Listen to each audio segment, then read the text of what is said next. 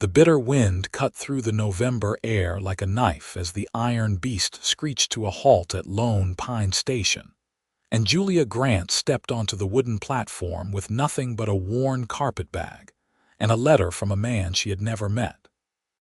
She had traveled 3 weeks from Boston to this dusty corner of Nevada, leaving behind everything familiar for a promise made through carefully written words, and the desperate hope that matrimony might offer more than the suffocating poverty that had claimed her parents.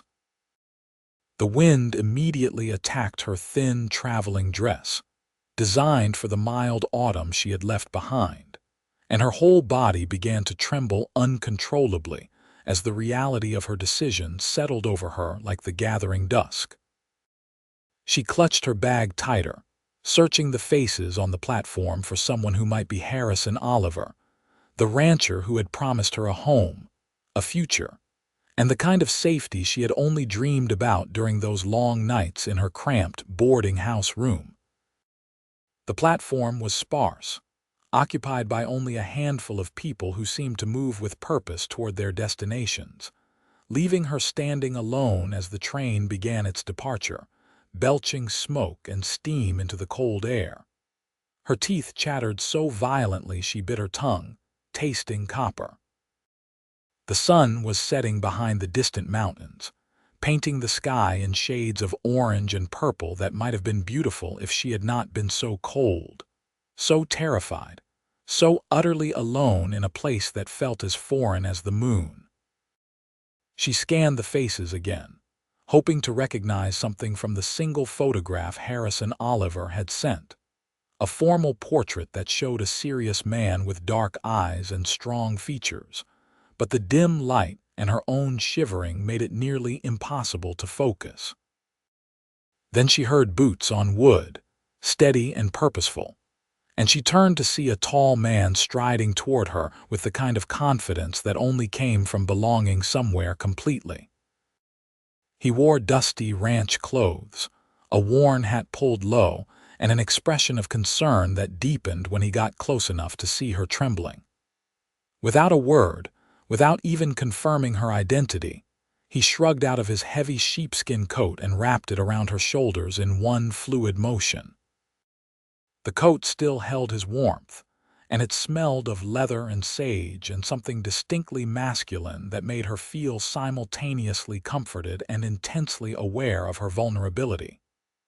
"You must be Julia," he said, his voice a low rumble that seemed to vibrate through her chest. "I am Harrison Oliver.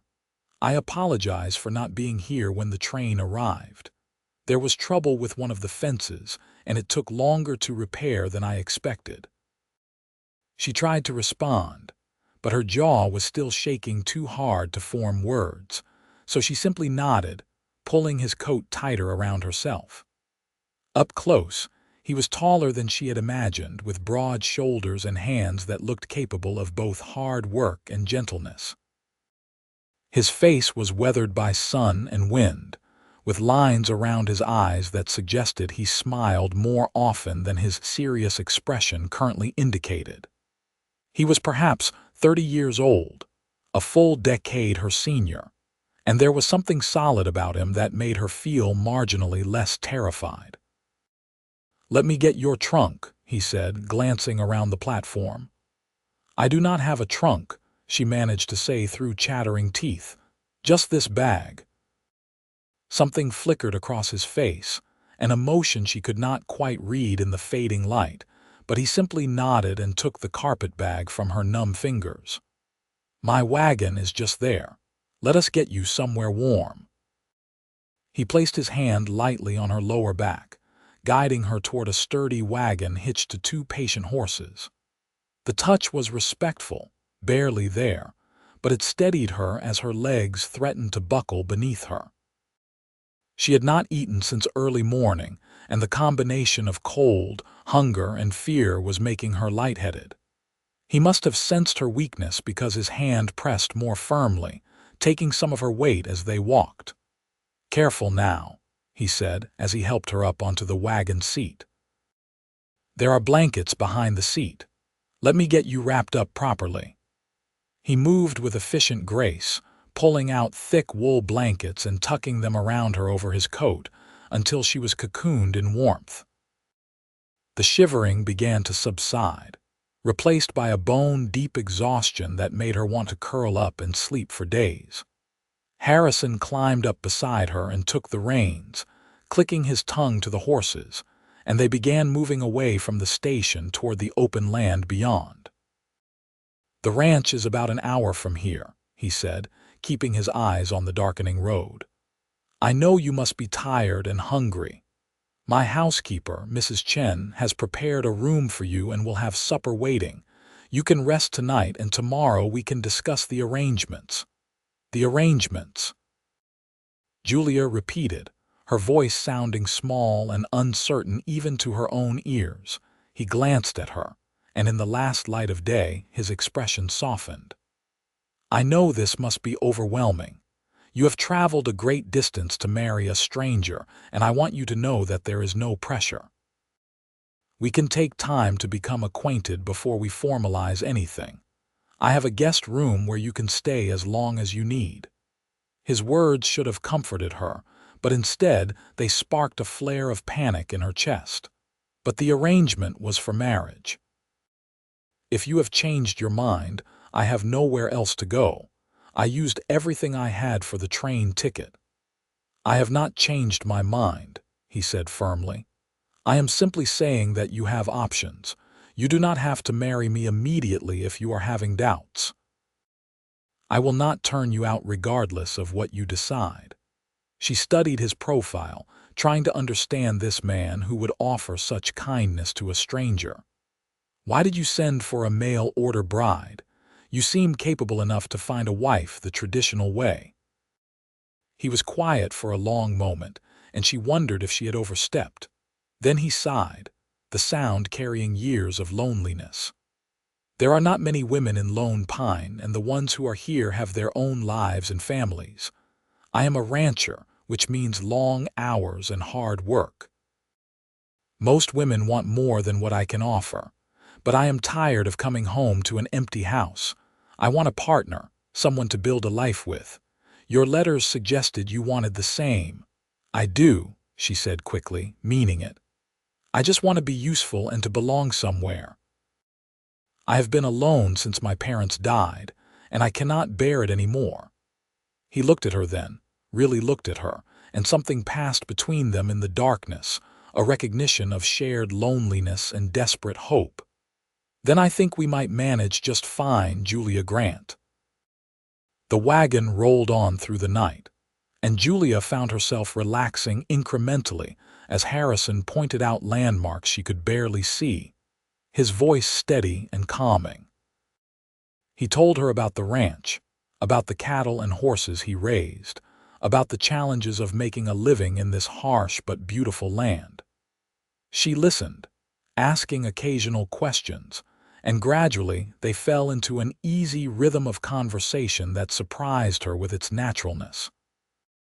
When they finally arrived at the ranch, Julia could see little in the darkness except the warm glow of lights from the windows of a substantial house. Harrison helped her down from the wagon, his hands strong and sure on her waist, and she found herself reluctant to step away from his steadying presence. The front door opened before they reached it, revealing a small Chinese woman with silver-streaked hair and a warm smile. "You must be Miss Julia," the woman said, her English accented but clear. "I am Mrs. Chen. Come inside quickly now before you catch your death in this cold." The house was wonderfully warm, heated by a large stone fireplace and a wood stove in what appeared to be the kitchen. Julia had a vague impression of solid furniture, clean floors, and walls decorated with simple but tasteful pieces before Mrs. Chen was ushering her down a hallway to a bedroom that was far more comfortable than anywhere Julia had lived in years. "You wash up and change into something warm, Mrs. Chen instructed, gesturing to a basin of steaming water and fresh towels laid out on a dresser. "Then come eat. You look like a ghost, so pale and thin." "I do not have anything warmer," Julia admitted, feeling ashamed of her poverty. Mrs. Chen made a tusking sound and disappeared, returning moments later with a soft flannel nightgown and a thick robe. These belonged to Harrison's mother. She would want you to have them. Tomorrow we will see about getting you proper clothes for this climate. Before Julia could protest or thank her, the woman was gone, leaving her alone in the room. Julia moved slowly, her cold, stiffened muscles protesting, and washed her face and hands in the warm water. The simple act felt luxurious after weeks of travel with only basic facilities. She changed into the nightgown and robe, both of which were slightly too large but wonderfully soft and warm. Her reflection in the small mirror above the dresser showed a thin, pale face with large hazel eyes and light brown hair that had escaped its pins during the journey. She looked exactly like what she was, a desperate woman who had gambled everything on a stranger's promise. When she emerged from the room, she followed the sound of voices to the kitchen, where Harrison and Mrs. Chen were speaking in low tones. They both looked up as she entered, and Harrison stood immediately, his manners impeccable despite the informal setting. "Please sit," he said, pulling out a chair at the sturdy wooden table. "You must be starving." Mrs. Chen placed a bowl of thick beef stew in front of her, along with fresh bread and butter, and Julia had to resist the urge to fall upon it like a wild animal. She forced herself to eat slowly, aware of Harrison watching her from across the table with an expression she could not quite decipher. "The ranch has been in my family for 20 years, he said, seeming to understand that conversation might ease the strangeness of the situation. "My father started it after he left Kentucky. He and my mother built everything from nothing. They both died 5 years ago within months of each other. My mother went first from pneumonia, and my father simply lost the will to live without her." "I am sorry," Julia said sincerely. "My parents died within a year of each other as well, my father from consumption, my mother from grief and poverty."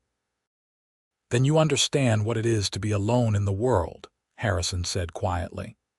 "Yes, I do."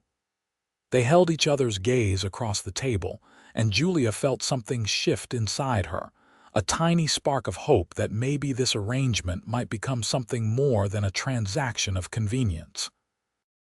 Harrison had kind eyes, she realized, despite their seriousness, and he had wrapped her in his coat without hesitation, had made sure she was warm and fed before thinking of himself.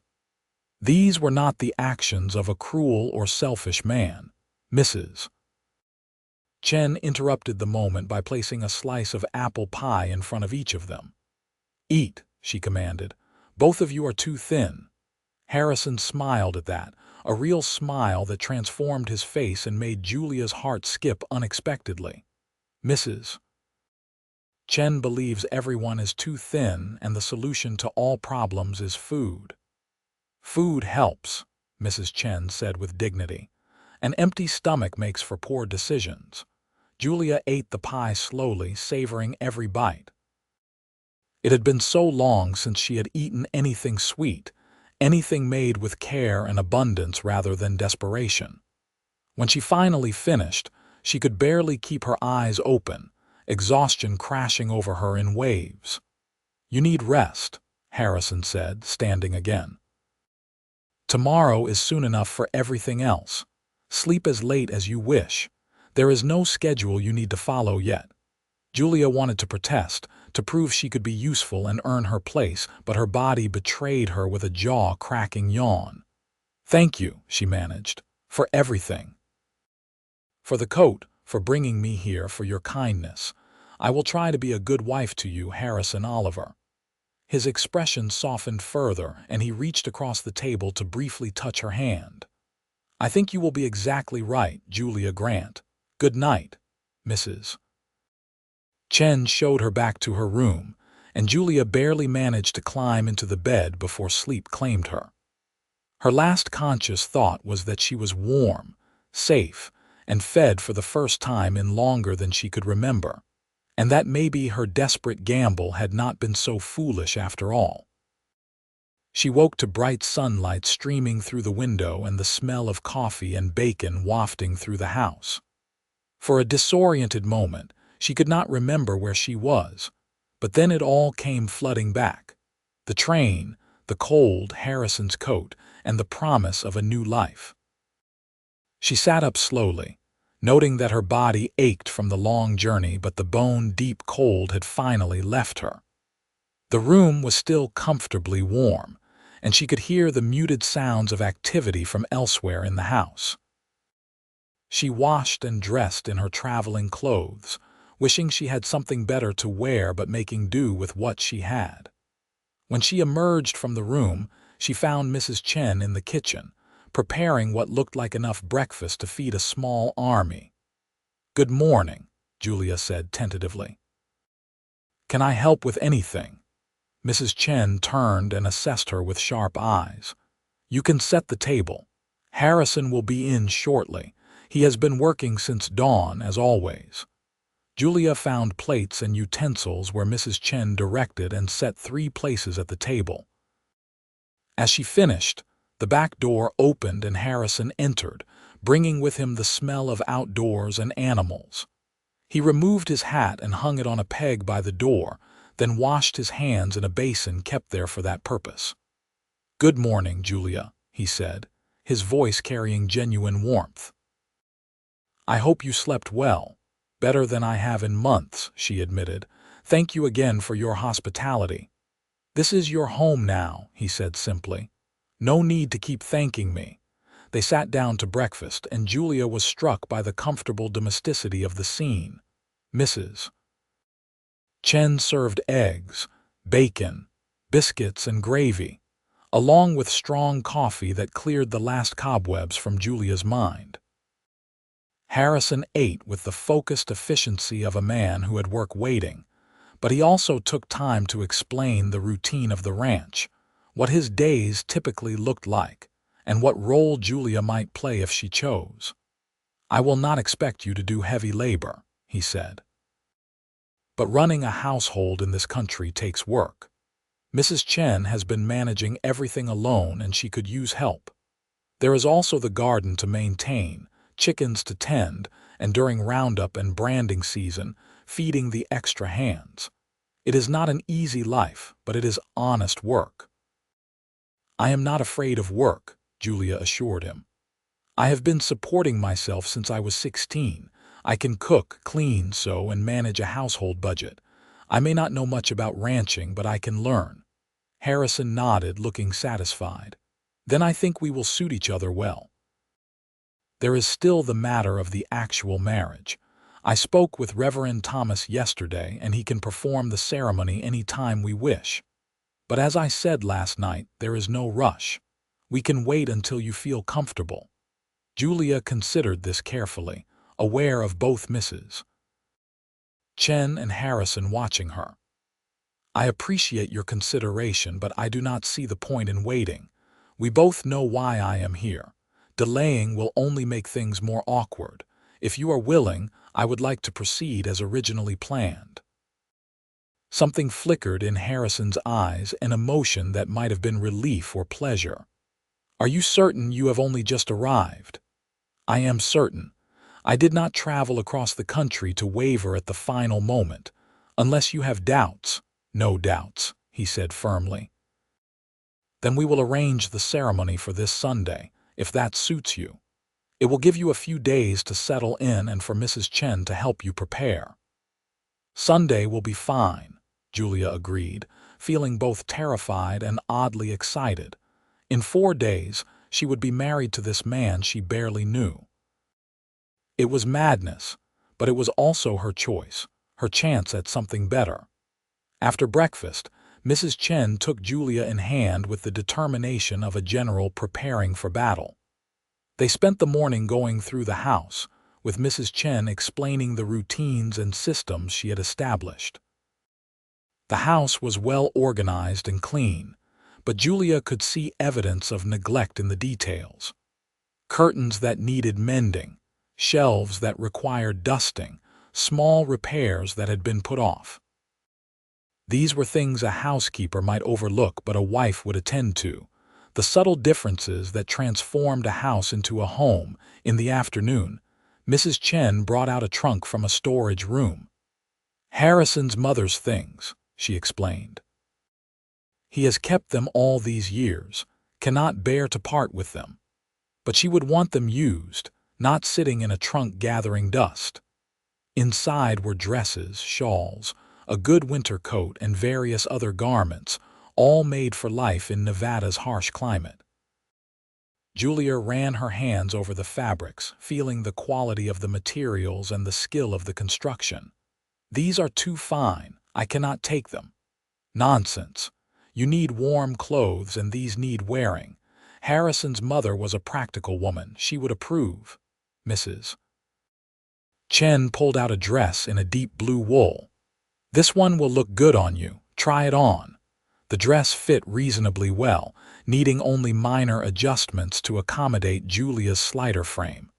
Mrs. Chen proved to be an excellent seamstress, and they spent the rest of the afternoon altering several garments while talking about everything and nothing. Julia learned that Mrs. Chen had come to Nevada 25 years ago with her husband, following the mining boom, but her husband had died in a cave-in after only 2 years. She had worked various jobs before eventually becoming housekeeper for the Oliver family when Harrison's parents were still alive. "Harrison is a good man," Mrs. Chen said as she stitched a hem. "He works too hard, never thinks of himself. He needs someone to care for him the way he cares for everything else." "I will try," Julia promised. "I know this arrangement is unusual, but I want to make it work." "All marriages are unusual in their own way," Mrs. Chen said wisely.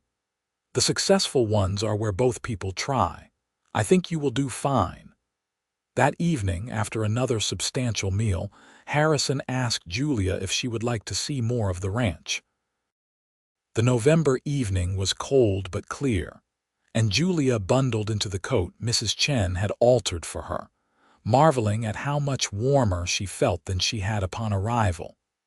They walked together through the barn, where Harrison introduced her to his horses and explained his breeding program. He spoke with obvious passion about his animals, his face animated in a way it had not been before, and Julia found herself genuinely interested in what he was saying.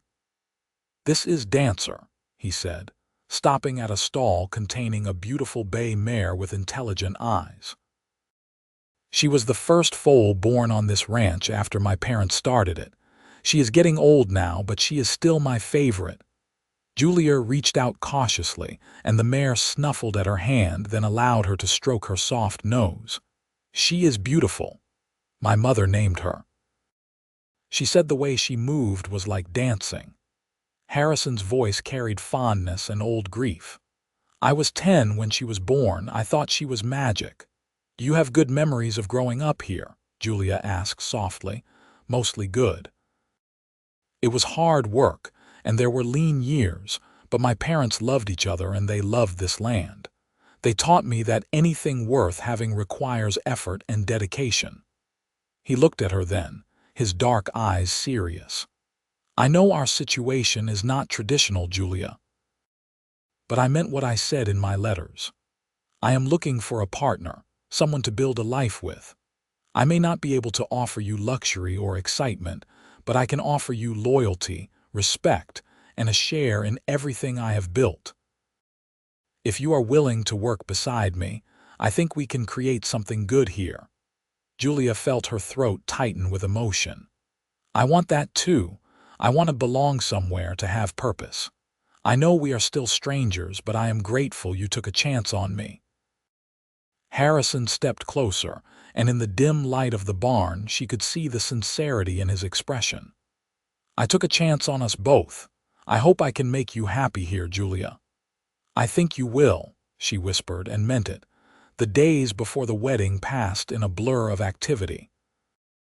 Julia threw herself into learning the routines of the ranch, helping Mrs. Chen with cooking and household tasks, and beginning to make small changes that put her own stamp on the space. She mended curtains, organized the pantry, and spent time with the chickens, learning their quirks and personalities. Harrison was often out working, but he made time each evening to sit with her, and they talked about everything from their childhoods to their hopes for the future. Julia learned that Harrison had briefly considered leaving Nevada after his parents died, overwhelmed by grief and the weight of responsibility. But in the end, he could not abandon what they had built, could not imagine himself anywhere else. She told him about her life in Boston, about working as a seamstress in a factory, about the grinding poverty that had driven her to answer his advertisement. They shared their fears and dreams with increasing openness, and Julia found herself looking forward to his company in a way that went beyond mere gratitude. On Saturday evening, the night before the wedding, Harrison asked Julia to walk with him after supper. They bundled into coats and walked out into the clear, cold night, their breath forming clouds in the air. The sky was ablaze with stars, more stars than Julia had ever seen in the light-polluted skies of Boston, and she stopped to stare in wonder. "It never gets old," Harrison said quietly, standing close beside her. "No matter how many times I see it, it still takes my breath away." "It is extraordinary," Julia breathed. "I had no idea there were so many stars."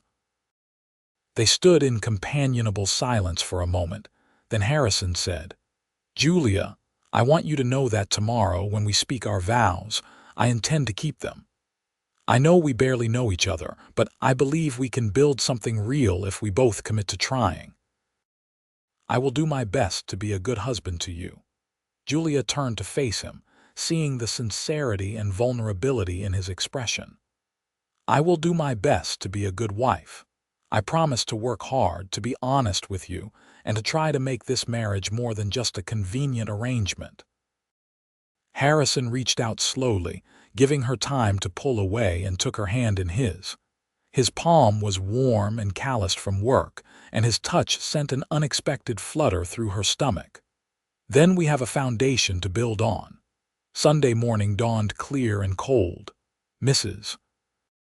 Chen helped Julia dress in the best of the altered dresses, a deep green wool that brought out the color of her eyes. She arranged Julia's hair in a simple but elegant style, and loaned her a delicate necklace that had belonged to her own mother in China. Julia studied her reflection in the mirror and barely recognized herself. She looked healthy, rested, and almost pretty, so different from the pale, desperate woman who had arrived less than a week ago. The ceremony took place in the small church in Lone Pine, attended by Mrs. Chen and a handful of townspeople who were friends of Harrison's. Reverend Thomas was a kind elderly man who kept the service simple and heartfelt.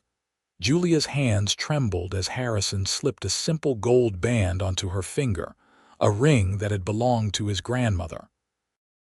When the Reverend pronounced them man and wife and told Harrison he could kiss his bride, Harrison leaned down and pressed a gentle, chaste kiss to her lips that nonetheless made her heart race. "Hello, wife," he murmured, just for her to hear, and she smiled despite her nervousness. "Hello, husband." They returned to the ranch for a simple celebration meal that Mrs. Chen had prepared. Several neighbors came by to offer congratulations and welcome Julia to the community. She met ranchers and their wives, the town doctor, the owner of the general store, and various others who comprised the social fabric of Lone Pine. Everyone was kind and welcoming, though she sensed some curiosity about the hasty marriage to a mail-order bride. She held her head high and met their interest with grace, determined to prove herself worthy of Harrison's regard. As the sun set and the last guests departed, Julia found herself alone with her new husband for the first time. Mrs. Chen had tactfully retired to her own small house behind the main building, leaving them the privacy traditionally afforded to newlyweds. The reality of the situation suddenly hit Julia. She was married to a man she had known for less than a week, and there were expectations that came with marriage. Expectations she was not entirely prepared for despite being 20 years old. Harrison must have sensed her tension because he said quietly, "Julia, you look terrified.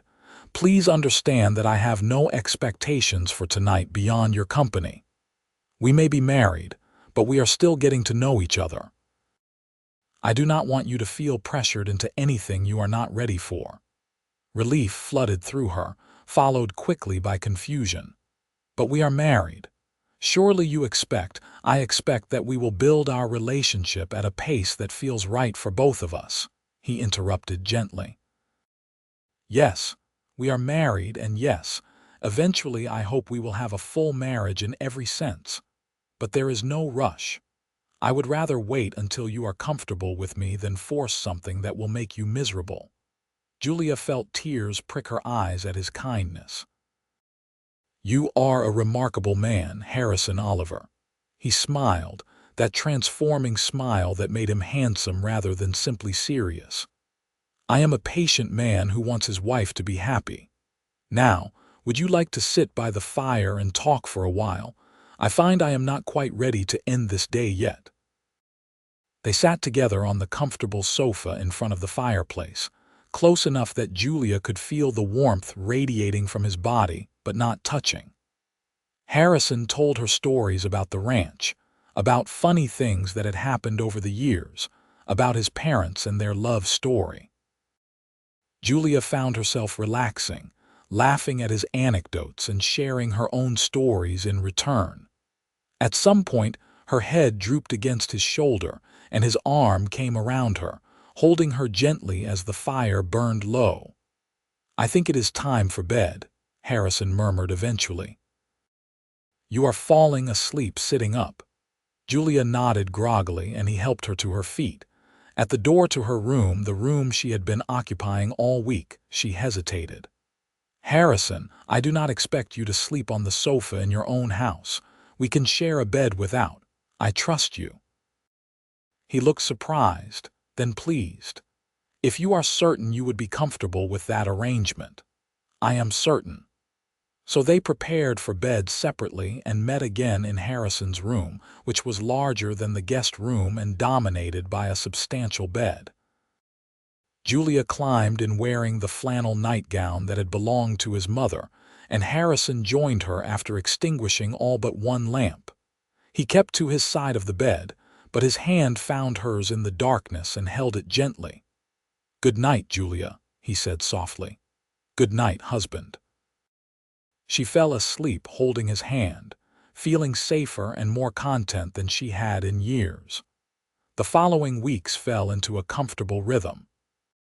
Julia rose early to help with breakfast, spent her days learning the endless tasks required to run a ranch household, and looked forward to the evenings when Harrison would return from his work, and they would share a meal and conversation.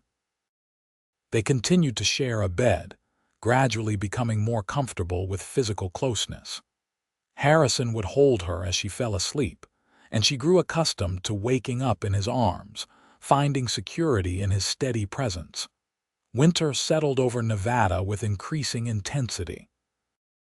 Snow fell, transforming the landscape into something both beautiful and harsh. Harrison worked long hours ensuring the livestock were cared for and protected from the elements. Julia worried about him constantly, watching him leave before dawn in freezing temperatures and return after dark, exhausted and cold. She began heating water for a bath for him each evening and preparing hearty meals designed to restore his strength. One particularly brutal evening in December, Harrison returned from work looking more exhausted than Julia had ever seen him. His lips were blue with cold despite his heavy coat, and he was moving stiffly, as though every muscle hurt. She immediately sprang into action, helping him out of his frozen outer garments and guiding him to the chair by the fire. "The bath is ready," she said firmly. "You need to warm up properly before you catch pneumonia." He was too tired to argue, allowing her to lead him to the bathing room off the kitchen, where a large tub sat filled with steaming water. She had intended to leave him to bathe in privacy, but when he fumbled with the buttons of his shirt with fingers too cold to work properly, she stepped forward without thinking. "Let me help," she said quietly, and began unbuttoning his shirt with steady hands. Harrison stood still, watching her face as she worked. She could feel the intensity of his gaze but kept her focus on her task, helping him out of his shirt, and then leaving him to manage the rest while she fetched clean, warm clothes for him to change into. When she returned, he was in the tub, his head leaned back and his eyes closed, and she could see the exhaustion written in every line of his body. "You work too hard," she said softly, setting the clothes on a nearby chair. "The animals cannot care for themselves," he replied without opening his eyes, "and I will not let them suffer because I am tired." She knew he was right, knew this was part of the life she had signed up for, but it still troubled her to see him push himself so hard. "Then let me help more. Teach me the things I need to know to be useful during times like this." His eyes opened then, and he looked at her with such warmth that her breath caught. "You are already useful, Julia. Coming home to a warm house and a hot meal and you waiting makes everything else bearable. You have no idea how different it is from the loneliness I lived with before." "I think I have some idea," she said, moving closer. "I was lonely too before this, before you." They looked at each other for a long moment, something shifting between them, deepening. Then Julia took a breath and said, "Let me wash your hair. You are too tired to do it properly yourself." He looked surprised but nodded, and she knelt behind the tub, working soap through his thick, dark hair with gentle fingers. He made a sound of contentment that was almost a groan, and she smiled, pleased to be able to offer him this small comfort. As she rinsed the soap away, her hands lingered on his shoulders, feeling the knotted muscles there. "You are tight as a bowstring," she observed. "Does it hurt?" "Always hurts after days like this," he admitted. "I am used to it." "That does not mean you should have to endure it." She began to knead the tense muscles, working out the knots with surprising strength for her small hands. Harrison groaned again, this time purely from relief. "Where did you learn to do that?" he asked. "My father's back would ache from his work. I would rub it for him in the evenings." The memory came with the usual pang of grief, but it was softer now, less raw. "I am glad I can use the skill to help you."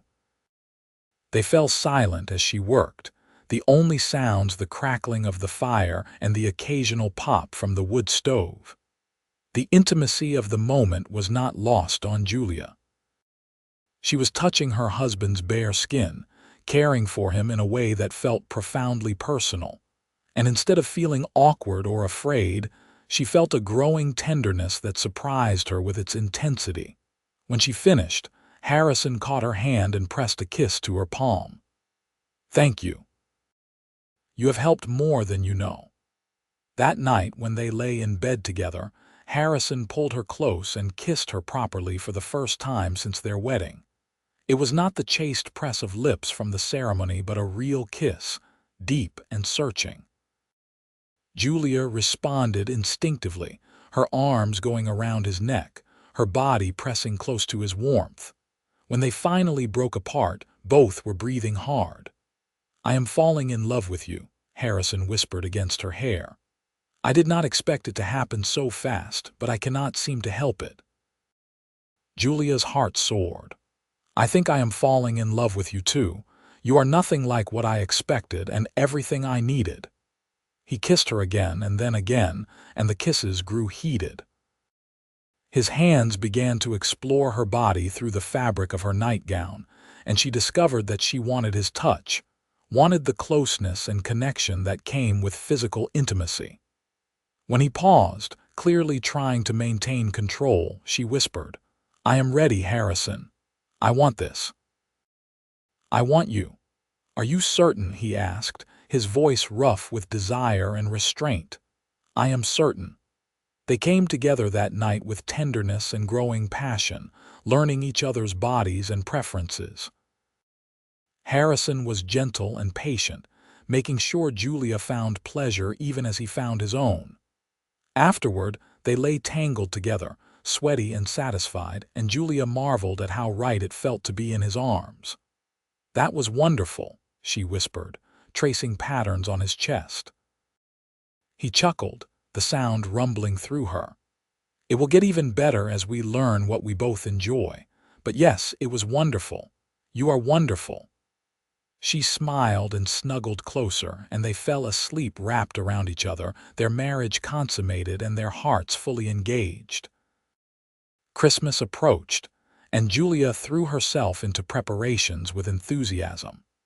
She had not celebrated properly in years, unable to afford anything beyond the most basic acknowledgement of the holiday. Now, with resources at her disposal and a home to make festive, she decorated the house with evergreen boughs, baked cookies and pies, and enlisted Mrs. Chen's help in preparing a special meal. Harrison watched her efforts with obvious pleasure, occasionally helping but mostly just enjoying her happiness. On Christmas morning, he presented her with a beautifully carved wooden box containing a set of fine sewing supplies, needles and thread in every color, scissors that were perfectly sharp, and fabric for several new dresses.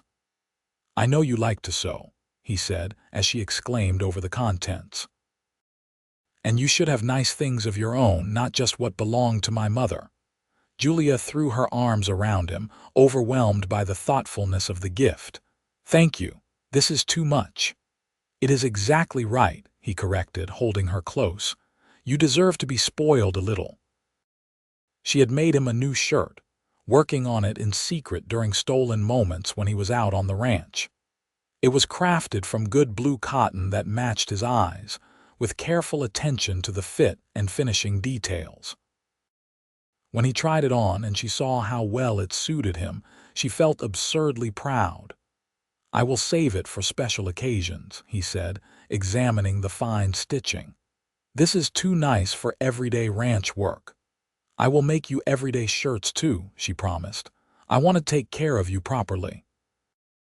They spent Christmas Day relaxing together, a rare luxury during the busy winter season.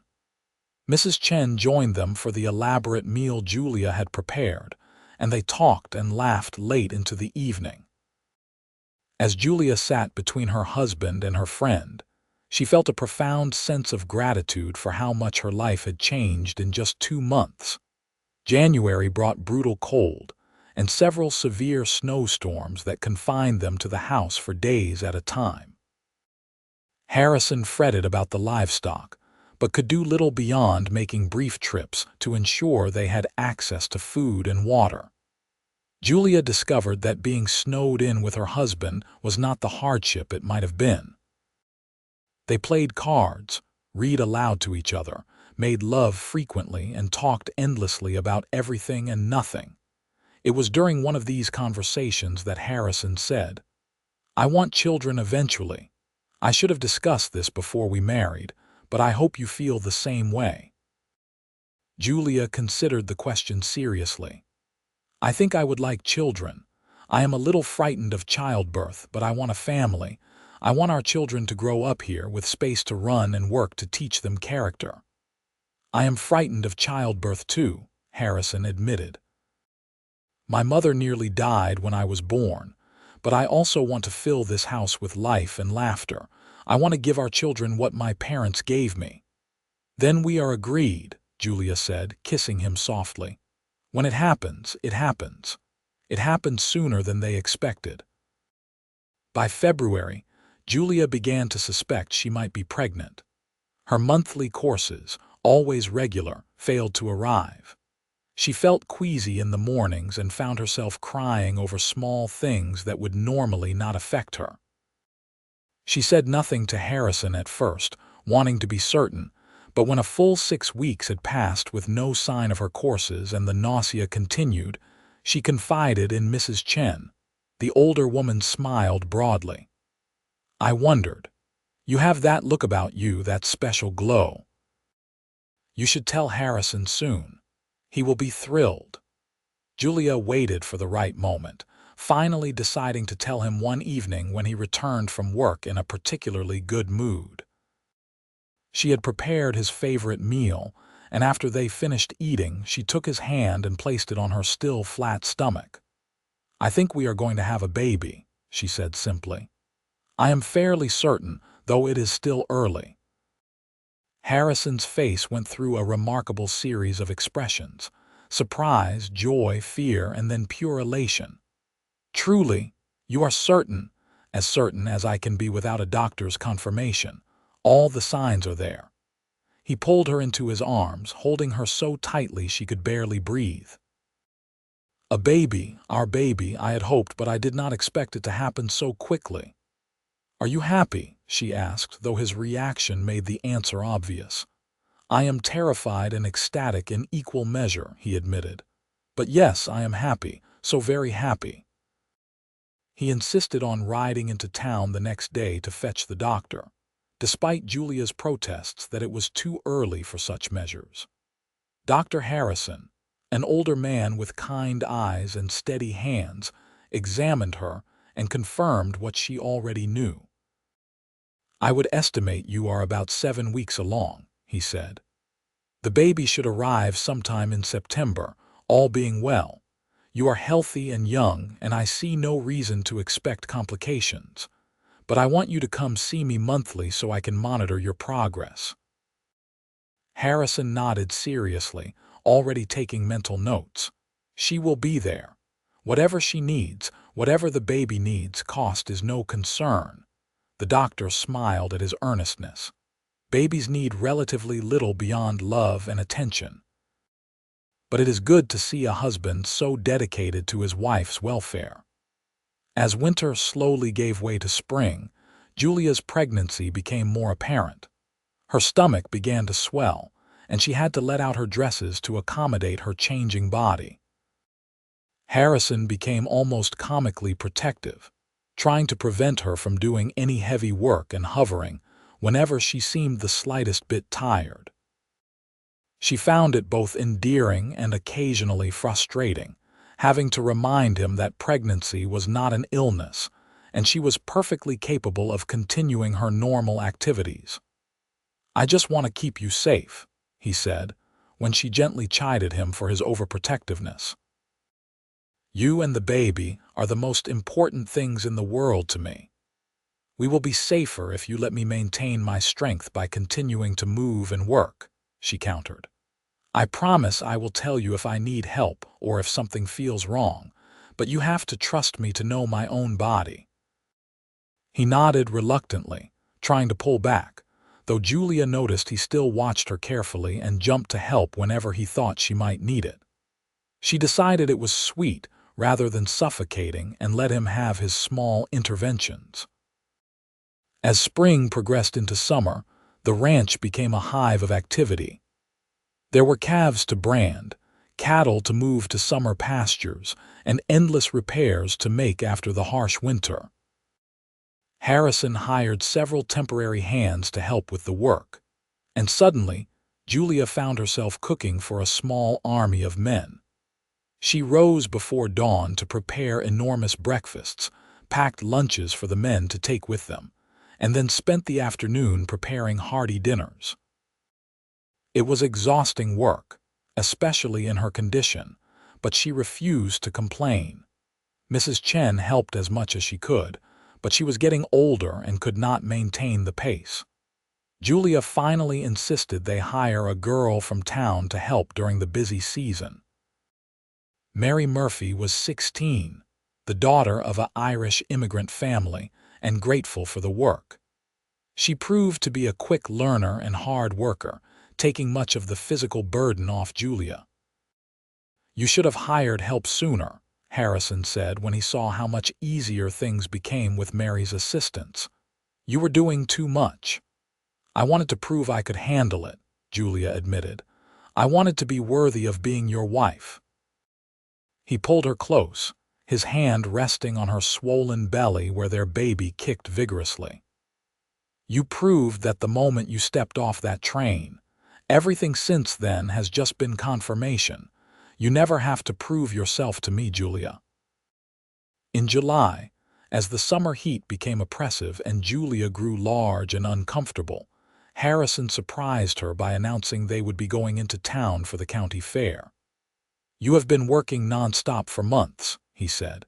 "You deserve a day of fun and relaxation." The fair was a revelation for Julia, who had never experienced anything like it. There were competitions for livestock and baking, games and contests, music and dancing. Harrison walked with her slowly through the fairgrounds, his arm supporting her, introducing her to what felt like everyone in the county. People were uniformly kind and welcoming, the women offering advice about the coming baby and the men congratulating Harrison on his impending fatherhood. Julia entered some of her baking in the competition on a whim, and was shocked when her apple pie won first prize. She stood on the platform beaming as the judge placed a blue ribbon in her hands, and when she looked out at the crowd, she saw Harrison watching her with such pride and love that her eyes filled with tears. That evening, as the sun set and musicians began to play, Harrison asked her to dance. "I do not think I can," she protested, gesturing to her belly. "I am too ungainly." "You are beautiful," he countered, "and I want to dance with my wife." So they swayed together to the music, barely moving, her head resting on his chest and his arms holding her carefully. It was not really dancing in any traditional sense, but it was perfect nonetheless. Julia felt completely happy in that moment, surrounded by community and held by the man she loved, carrying their child and looking forward to the future they were building together. "I love you," she whispered, just loud enough for him to hear over the music. "I love you too," he replied, pressing a kiss to her forehead. "More than I ever thought possible." August arrived with scorching heat, and Julia became increasingly uncomfortable. Her back ached constantly, her feet swelled, and she felt as though she were carrying a small boulder rather than a baby. Dr. Harrison assured her everything was progressing normally, but that did little to alleviate her discomfort. Harrison did everything he could to make her comfortable, bringing her cool drinks, rubbing her feet and back, and generally being as attentive as possible without driving her to distraction. "I feel like a beached whale," she complained one particularly hot afternoon, lying on the sofa in a position that provided temporary relief to her aching back. "You look like a goddess," Harrison said loyally, though his lips twitched with amusement. She threw a cushion at him, but she was smiling. Despite her discomfort, she was fundamentally content. Her life was so far removed from where she had been a year ago that sometimes she still could barely believe it was real. The baby decided to make an appearance in early September, 3 weeks before the doctor's predicted date. Julia woke in the night to a strange cramping sensation and a rush of fluid that soaked through her nightgown and the sheets. She shook Harrison awake, trying not to panic. "I think the baby is coming," she said, her voice tight with fear and pain. Harrison shot out of bed as though launched from a cannon. "Right now, but it is too soon. The doctor said late September." "Babies come when they come," Julia said, gritting her teeth through another contraction. "You need to go get Dr. Harrison and Mrs. Chen." He looked torn, clearly not wanting to leave her but knowing he had no choice. "Will you be all right alone?" "I will manage. Go quickly." He dressed in record time and ran for the door, pausing only to light several lamps so she would not be in darkness. Then he was gone, and Julia was alone with the pain and fear. She tried to remember everything she had heard about childbirth, all the advice the women at the fair had given her. but her mind was filled with stories of women who had died in labor, including Harrison's own mother who had nearly died bringing him into the world, Mrs. Chen arrived first, breathless from running despite her age. She took charge immediately, helping Julia change into a clean nightgown and getting her settled in bed with towels and blankets arranged beneath her. "You are going to be fine," she said firmly. "Women have been having babies since the beginning of time. Your body knows what to do." Dr. Harrison arrived shortly after, with Harrison trailing anxiously behind him. The doctor examined Julia quickly and nodded with satisfaction. "You are progressing well. First babies usually take a while, so settle in and try to stay calm." He was wrong about the timing. Perhaps because the baby was coming early, or perhaps because Julia's body was simply efficient, the labor progressed rapidly. Within 3 hours, the contractions were coming hard and fast, and Julia was fairly certain she was going to die from the pain. Harrison held her hand throughout, letting her squeeze until she thought she might break his bones, murmuring encouragement even though she wanted to scream at him that this was his fault. "I can see the head," Dr. Harrison announced. "1 or 2 more big pushes and you will have your baby." Julia bore down with everything she had, and suddenly there was a rush of relief and the sound of a baby crying. She collapsed back against the pillows, exhausted and euphoric, as Dr. Harrison held up a squirming, wailing infant. "You have a son," he announced, smiling broadly. Harrison's face was wet with tears as he looked at his son for the first time. "A boy. We have a son." Mrs. Chen cleaned the baby while the doctor attended to Julia, and then the tiny bundle was placed in Julia's arms. She looked down at the small, red, perfect face and felt such a surge of love that it took her breath away. He had dark hair like his father and was waving tiny fists as he cried his displeasure at being forced into the cold world. "Hello, little one," she whispered. "Welcome. We have been waiting for you." Harrison sat carefully on the edge of the bed, his arm around Julia, staring at their son with wonder. "He is perfect, absolutely perfect." "Have you thought of names?" Mrs. Chen asked. They had discussed names endlessly over the past months, but had never quite settled on anything. Now, looking at her son, Julia knew exactly what felt right. "Henry," she said. "Henry James Oliver, after my father." Harrison nodded, his expression soft. "Henry, I like it. Hello, Henry. I am your father, and I promise to do my best by you." The baby's cries had subsided to whimpers, and as Julia held him close, he began rooting at her breast. Mrs. Chen helped her arrange her nightgown so the baby could nurse, and Julia experienced the strange, beautiful sensation of feeding her child for the first time. Harrison watched with fascination and tenderness, his hand gentle on her shoulder. After Dr. Harrison had assured himself that both mother and baby were healthy and had given instructions for aftercare, he departed with promises to return in a few days to check on them. Mrs. Chen stayed long enough to help Julia get comfortable and to ensure Harrison knew how to change a diaper, then she too left, giving the new family privacy. Harrison lay beside Julia carefully, mindful of her soreness, and together they watched their son sleep. "Thank you," he said quietly. "For him, for everything. You have given me more than I ever dreamed possible."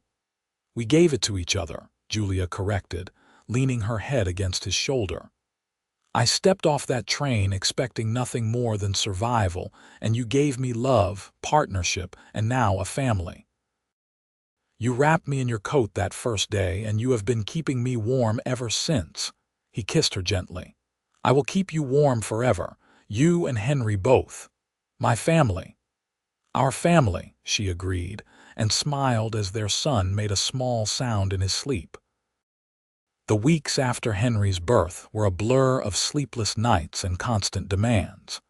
The baby needed feeding every few hours, and Julia was exhausted in a way she had never experienced before. But she was also happier than she had ever been. Harrison helped as much as he could between his ranch duties, walking the floors with a crying Henry in the middle of the night, changing diapers without complaint, and generally being a devoted father. Mrs. Chen was invaluable, taking over the cooking and household tasks that Julia simply did not have energy for. Mary continued to come several days a week to help, and between all of them, they managed to keep the household running smoothly despite the disruption a new baby brought. As the weeks passed and Julia regained her strength, they settled into new rhythms and routines. Henry proved to be a good-natured baby who cried when he was hungry or wet, but otherwise seemed content to observe the world with solemn dark eyes. He looked remarkably like Harrison, something that made her husband absurdly proud. By the time winter arrived again, a full year since Julia had stepped off that train, Henry was 3 months old and becoming more alert and interactive every day.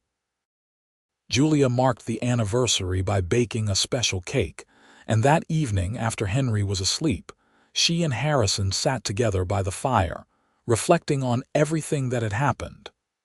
"1 year ago, I was terrified," Julia admitted. "I had gambled everything on a stranger's promise, and I had no idea if I had made the best decision of my life or the worst." "And now," Harrison prompted, "now I know it was the best. You are the best thing that ever happened to me, Harrison Oliver. You and Henry." He pulled her close, and she snuggled into his familiar warmth. "I saw you on that platform, shivering in that thin dress, and something in my chest tightened. I thought you looked so brave and so scared at the same time. I wanted to protect you, even though I did not know you yet." "You wrapped me in your coat," she remembered. "I thought it was the kindest thing anyone had ever done for me."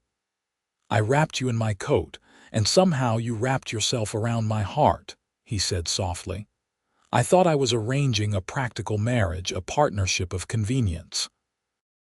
But you became essential to me so quickly that I could barely remember what life was like before." They kissed, a long, deep kiss that spoke of love and passion and partnership. When they broke apart, Harrison said, "I want to give you something. Wait here." He disappeared into their bedroom and returned with a small box. Inside was a delicate necklace with a pendant shaped like a heart. "I had this made for you. I wanted you to have something that came from me, chosen specifically for you." Julia's eyes filled with tears as he fastened it around her neck. "It is beautiful, but you have already given me so much.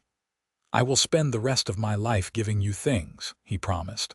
"My love, my loyalty, my coat whenever you are cold. Everything I have is yours." "And everything I have is yours," she replied. "My heart most of all." The years passed in a steady progression of seasons and milestones.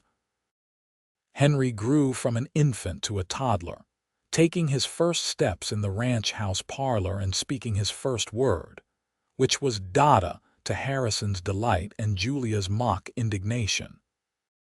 When Henry was 2 years old, Julia became pregnant again, and in the spring of Henry's 3rd year, she gave birth to a daughter they named Eleanor Grace, after Harrison's mother. Eleanor was completely different from her brother, with light hair like Julia and a temperamental personality that kept everyone on their toes. Harrison doted on his daughter shamelessly, unable to deny her anything when she looked at him with those wide hazel eyes. Henry was a devoted big brother, always wanting to help with the baby and showing her his treasures. The ranch prospered under Harrison's careful management. He expanded the herd, improved the breeding stock, and developed a reputation for quality animals. Julia managed the household with increasing confidence, and she and Mrs. Chen worked together like a well-oiled machine. The house was always full of life and laughter, exactly what Harrison had wished for. When Henry was 5 and Eleanor 2, Julia discovered she was pregnant for a third time. This pregnancy was harder than the previous two, leaving her exhausted and sick for months. Harrison worried constantly, but Dr. Harrison assured them both that some pregnancies were simply more difficult than others. In late autumn, Julia gave birth to twins, a boy and a girl they named Thomas and Catherine. With 4 children under the age of 6, life became wonderfully chaotic. The house rang with shouts and laughter and occasional tears. Julia sometimes felt overwhelmed, but when she looked at her family gathered around the dinner table, she felt such profound gratitude that she wanted to weep. This life, these people, this home, all of it had started with a desperate gamble and a coat wrapped around her shoulders. She said as much to Harrison one evening after the children were finally asleep and they had a rare moment of peace. They were sitting on the porch, watching the sunset, and she was leaning against him, his arm around her shoulders. "I still remember that first night," he said. "You were so cold, shivering so hard I could feel it when I touched you. I gave you my coat without even thinking about it. It just seemed like the only thing to do." "You wrapped me in your coat and in your life and in your love," Julia said softly. "You saved me, Harrison. Not just from poverty or loneliness, but from a life without meaning or joy." "We saved each other," he corrected, as he always did when she tried to give him all the credit. "I was just existing before you came. You taught me how to live again." They sat in comfortable silence as the stars began to emerge. Julia thought about that frightened girl on the train platform, about the cowboy who had wrapped her in his coat, about the leap of faith they had both taken. She thought about the love they had built together, solid and enduring, tested by hardship and strengthened by partnership. "I would do it again," she said suddenly. "If I had to choose, knowing nothing except that there was a cowboy in Nevada who needed a wife, I would still get on that train. I would still take that chance." Harrison tightened his arm around her. "And I would still be waiting on that platform, ready to wrap you in my coat and bring you home." "Forever," Julia added, touching the heart pendant he had given her years ago, which she still wore every day. "Forever," Harrison agreed and sealed the promise with a kiss. The years continued to unfold, bringing their share of challenges and blessings. There were harsh winters and dry summers, sick animals and disappointing markets, the normal struggles of ranch life. But there were also celebrations and triumphs. Henry grew into a capable young man who loved the ranch as much as his father did. Eleanor became a spirited girl with a gift for horses. The twins developed their own distinct personalities, Thomas quiet and thoughtful, Catherine bold and adventurous. Julia watched her children grow with the bittersweet awareness that time was passing too quickly. She and Harrison were no longer young, both of them approaching their 40s, with silver threading through their hair and lines etched by sun and laughter. But they were happy, deeply and profoundly happy, still as devoted to each other as they had been in those early days of discovery. Mrs. Chen grew old with them, eventually retiring from active housekeeping but remaining part of the family. She lived in her cottage behind the main house and spent her days watching the children and dispensing wisdom. Mary Murphy had married one of the ranch hands and lived nearby with her own growing family, still coming by frequently to visit. The ranch had become more than just a home. It was a legacy, something Harrison and Julia had built together and would pass on to their children. Henry showed every sign of being ready to take over the operation when the time came, and Harrison had begun teaching him everything he needed to know. Eleanor wanted to breed horses, showing remarkable skill with even the most difficult animals. The twins were still young, but they too would find their places in the family enterprise. On their 20th wedding anniversary, Harrison planned a surprise for Julia. He had never forgotten how much she had enjoyed the county fair all those years ago, and he arranged for a party at the ranch, inviting neighbors and friends from across the county. Julia was genuinely surprised when she walked into the barn, decorated with lanterns and streamers, filled with people who had come to celebrate their marriage.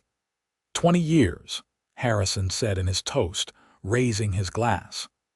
20 years since a brave woman stepped off a train and into my life. 20 years since I wrapped her in my coat and found my future.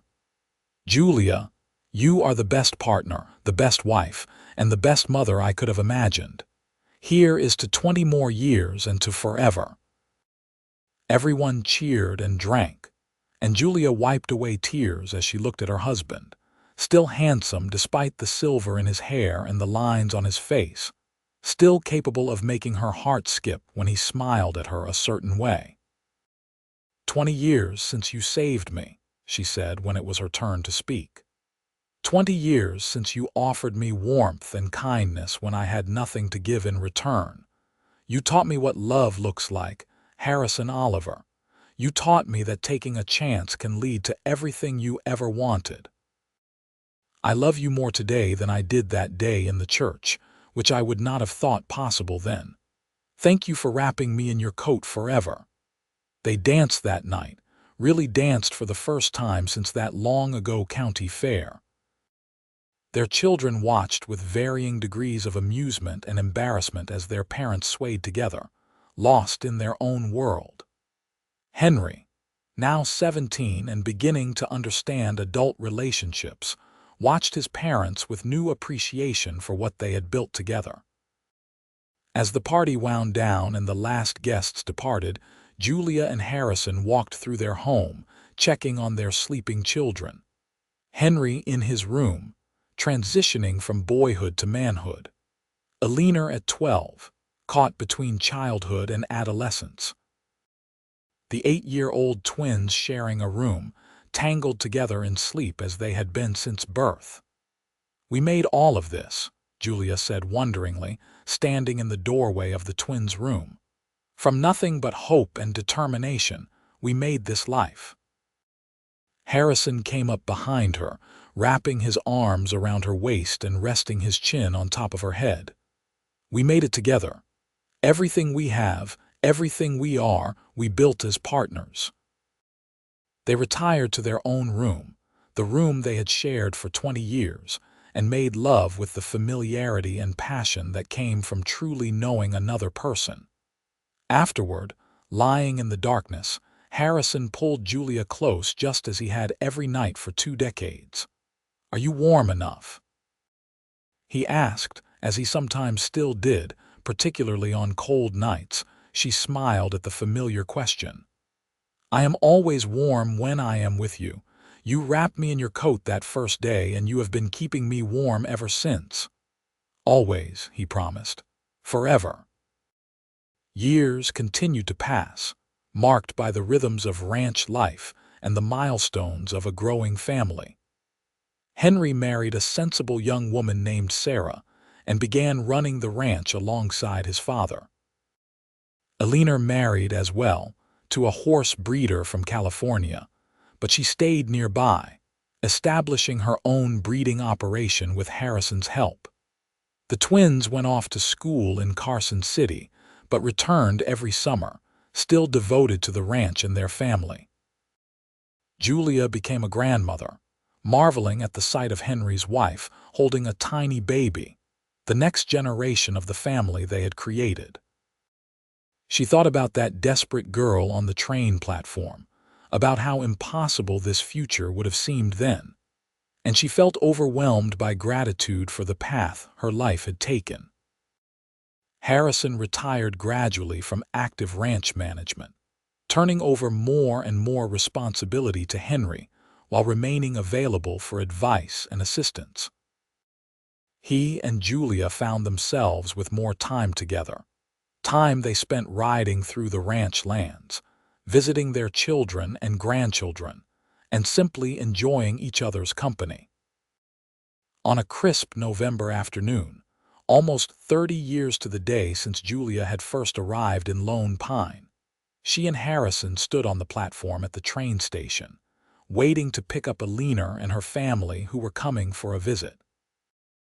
Julia wore a fine wool coat, still warm and well-made, but not the same one Harrison had given her that first day. That coat hung in their closet, carefully preserved, a treasured relic of the beginning of their story. "You remember?"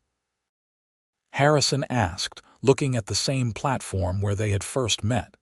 "Every detail," Julia said, slipping her hand into his. "I was so cold and so scared. And then there you were, and you wrapped me in your coat without even knowing who I was." "I knew enough," he said. "I knew you needed help, and I knew I wanted to be the one to help you. You did more than help me. You loved me. You built a life with me. You gave me everything I never knew I needed." The train whistle sounded in the distance, and they could see the smoke from the approaching engine. Julia felt Harrison squeeze her hand, and she squeezed back. A silent communication developed over 30 years of partnership. "I love you, Julia Oliver," he said, using her married name as he always did at significant moments. "You are the best thing that ever happened to me. And I love you, Harrison Oliver. Thank you for wrapping me in your coat. Thank you for wrapping me in your life. Thank you for forever." The train pulled into the station, and their daughter emerged with her family, and there were hugs and laughter and the beautiful chaos of family reunions. But Julia took a moment to look at her husband, still strong and solid beside her, still her anchor and her home.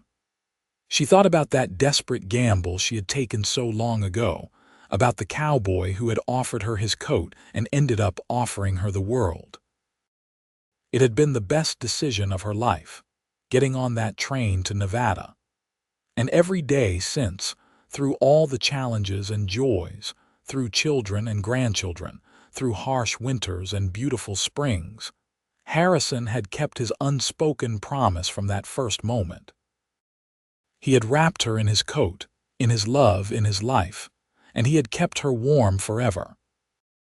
They walked together toward their family, hand in hand, still partners, still in love, still grateful for the cold November day when a mail-order bride had stepped off the train shivering, and a cowboy had wrapped her in his coat forever.